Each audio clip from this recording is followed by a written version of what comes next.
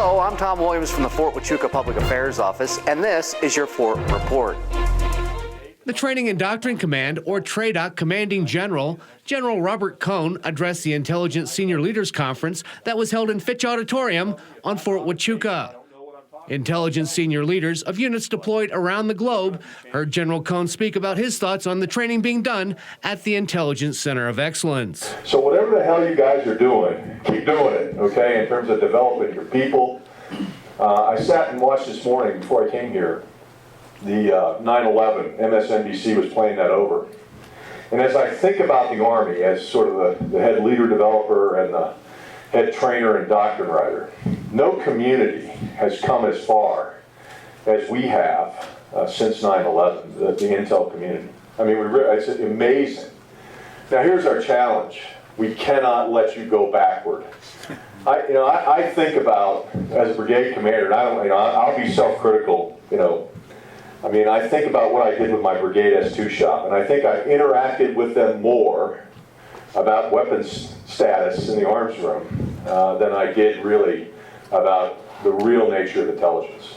And my great fear is, unless we put the right plans and policies in place, and I think we have that. I've seen what General Legier pitched yesterday. I think we have the right idea, but this community has got to lock arms, and I guarantee you, people in the maneuver community who've been there and done that understand we got to keep you on the cutting edge. So that's my commitment to you through TRADOC.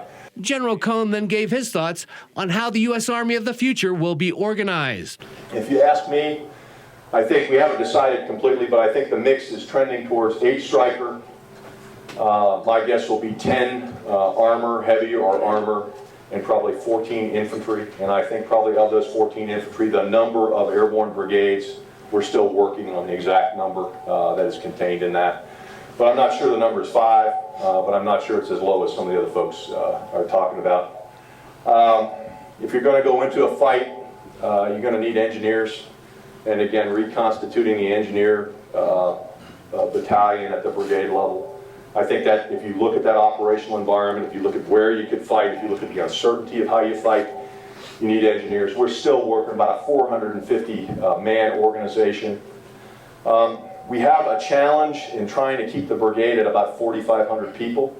That's not hard for some of the organizations. For the heavy brigade, I think the heavy brigade is probably going to come in at about 4,700, but the overall average will be and that's just the logistics piece is just that much bigger. He then spoke about the development of non-commissioned officers. The force today, it used to define who the toxic leaders were with the battalion and brigade level leadership.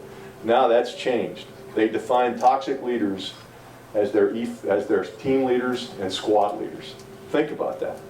And I could go back and say we cut Warrior Leaders course in half. We have 35,000 non-commissioned officers who haven't been to school that commensurate with their rank. And so what they say is, oh, they're very competent in the wartime competencies of COIN. Do they know much about supply accountability, maintenance? Do they know much about counseling and career development? No. We owe it to these great young NCOs to get them back into school. It's not a math problem, though, I'll tell you.